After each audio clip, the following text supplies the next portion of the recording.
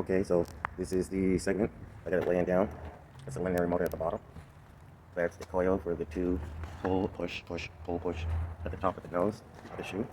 I have the stator here. The commutator. I'm going to use a permanent magnet motor.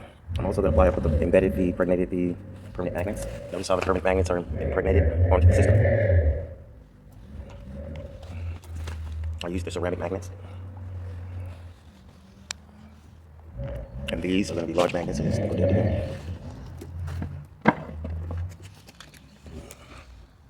Then I'm going to coat this. I got to put the other stator on this side. That's the unfinished business.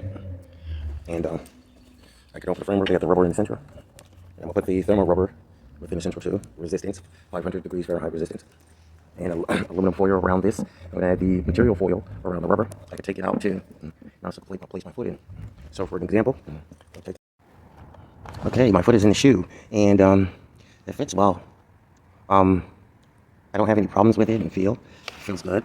And yeah. This is supposed to be coated with aluminum fabric and also aluminum foil.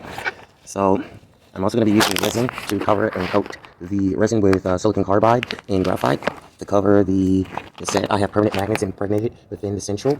Here there's going to be nickel neodymium. I'm putting a large nickel neodymium there. And so I have permanent magnets in the set. And as far as the bottom, it's the same in the back is the same. So here I'm wearing the boot that I customized for magnetic suspension to self-levitate. This is my type of anti-gravity boot. So here I got rubber material. I'm going to enclose these things, these parts and segments into a resin epoxy hard crystalline art, and that will enable a better look. I put a biaxial ROM there for the outside, the external part of the aluminum block, 1.3 of an inch. Ceramic torque rotary. I'm gonna put a large a ball bearing for the armature. There's the